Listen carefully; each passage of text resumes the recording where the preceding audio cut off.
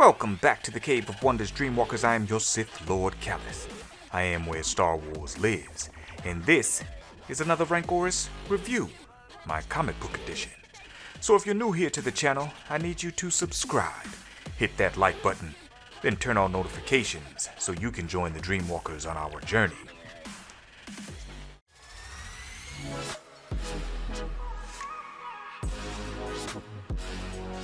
Today we'll be reviewing Star Wars Jedi Fallen Order, Dark Temple, the third chapter entitled A Fragile Peace.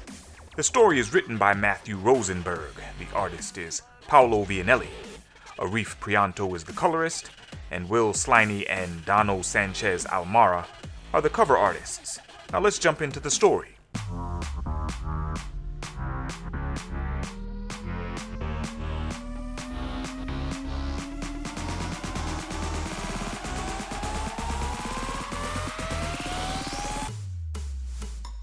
A fragile peace begins with the Empire attacking Vylar. The Phylari people are defending their homeland at all costs. The second sister arrives and quickly determines that for the Phylari to be defending themselves so vehemently, it was more likely that they were protecting something of greater importance. She was right, of course. Using the Force, she extends her perceptions outward and easily unearths the entrance to the Phylari temple. Then we're transported back to Antatho years earlier with Seer Junda and the Phylari people defending the temple against the Da Corporation. It's a fierce battle, and one that Seer orchestrates without bloodshed. Her single purpose is to drive the Da Corporation into retreat and out of Vylar. She and the Phylari warriors achieve that goal, though some were more interested in seeing the death of their invaders. Hours later, as they celebrate their victory, Seer, Ness, and Nerali know it will only be a matter of time before the Da Corporation returns, with greater numbers, and that time comes sooner than later. Smartly, the Da Corporation placed trackers on the equipment the Phylari scavenged as a trap. The Da attack with an army of droids, but Seer and the others are able to hold them off. Meanwhile, back at the Antathan forward camp, Dylanto is informed that Seer Junda is fighting alongside the Phylari. It was her strategic defense that spared the lives of so many Da Corporation soldiers, as she only targeted their droids. Seer and Thrilo infiltrate the Da camp and create a diversion by destroying their loading dock. This gives Seer the opportunity to locate and sneak up on Dylanto, hoping for a swift and final end to the skirmishes. But Dylanto is expecting her. She disarms him, but slick-talking Dylanto Da has another trick up his sleeve. He triggers a door behind Seer, and she very clearly hears the snap hiss of a lightsaber behind the door.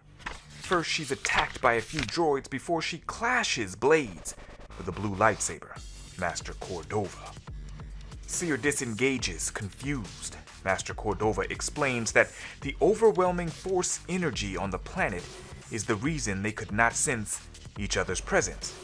Master Cordova was badly injured after the initial attack from the terrorists, but he was rescued and revived by Dylanto's people.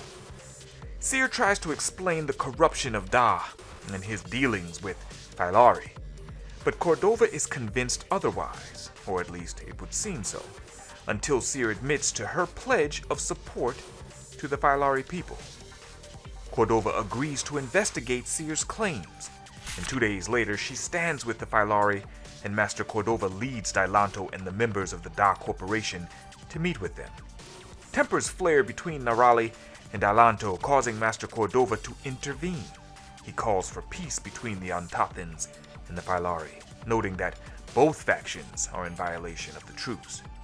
They agree reluctantly, and the two Jedi are left to discuss exactly what is going on between the Antathans and the Phylari. Knowing the peace they've established is a fragile one, Master Cordova needs to understand what is going on inside the temple that is of interest to the Antathans, and what is worth dying to protect for the Phylari. And this is where the story ends. Overall, I thought this was an interesting chapter in the series. It was great to see the return of Master Cordova. Shout out to Quinlan Voss for mentioning this possibility after the first chapter. Seer seems to have come into her own as a leader. She is more evenly tempered in this chapter. And Ilanto, well, he's still a Slimo. I admit I am also intrigued by what could possibly be of interest inside this temple, and that has me excited to jump into Chapter 4. Only 2 chapters left, and the release of Jedi Fallen Order is coming to stores November 15th. But you guys let me know your thoughts in the comments below. Like, comment, and share, and don't forget to subscribe. Check out my Lore and Legends series, where I dive into stories of the past. Listen, I do what I love. I hope you love what I do. This has been another Rancorous review, comic book edition! Until next time.